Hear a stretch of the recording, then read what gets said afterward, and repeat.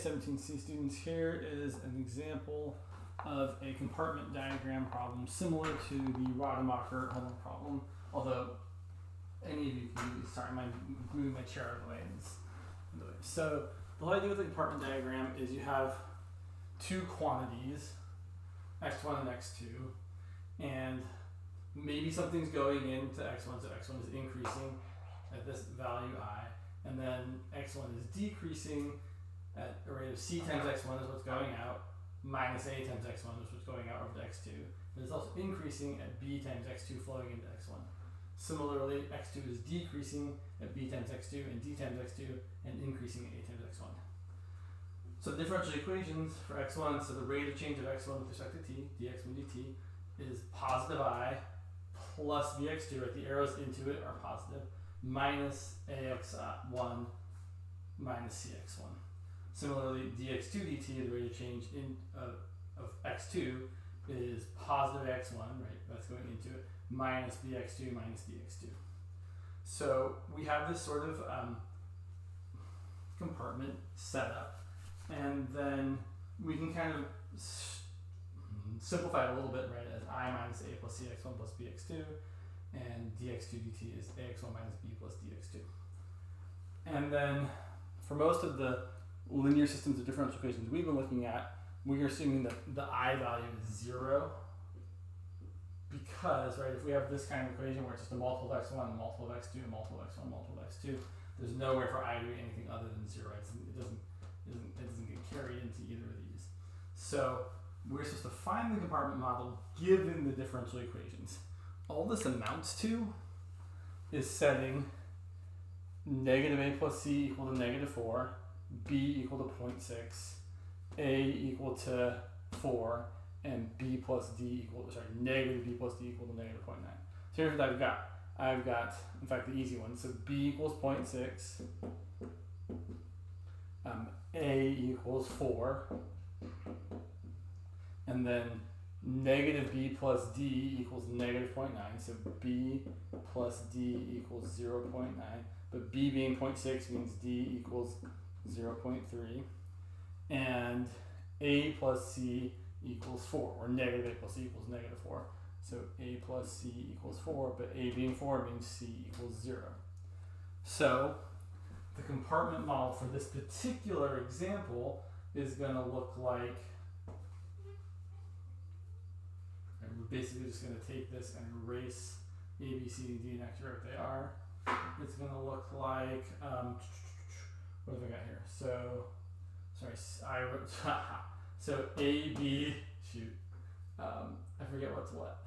Oh, but it's easy to figure out. So, right, so what's going out of x is a and c. So this was a, sorry, without going out of x1 is a and c. So a is 4, and c was 0. So we kind of don't draw that arrow if nothing's going out of it. And then what's going out of x2 was b plus d. B is going into x1, so the b value is the 0.6 value, that's right here, and the 0.3 value is right there. So that's what the compartment model looks like. And then to analyze the stability of 0, 0, right? Because again, 0, 0 is in equilibrium. If x1 and x2 are both 0, then dx1 dt and dx2 dt are both 0, meaning it's not changing.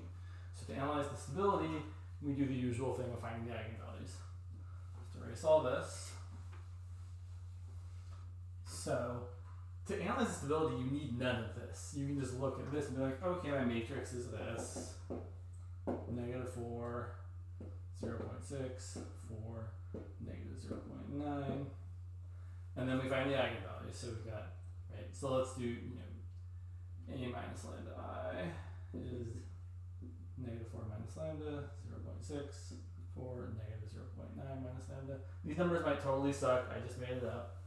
Multiplying this together, I've got negative 4 minus lambda times negative 0.9 minus lambda minus 0.6 times 4, which is equal to, it's supposed to be equal to 0. So negative lambda is lambda squared, and then you've got a minus, so a plus 0.9 lambda and a plus 4 lambda, so you've got a plus 4.9 lambda. And then negative 0.9 times negative 4 is positive 0.36, sorry, 3.6. And then negative 0.6 times 4 is negative 2.4. So you've got lambda squared plus 4.9, lambda plus 3.6 minus 2.4 is 1.2 equal to 0. That's the lambda there.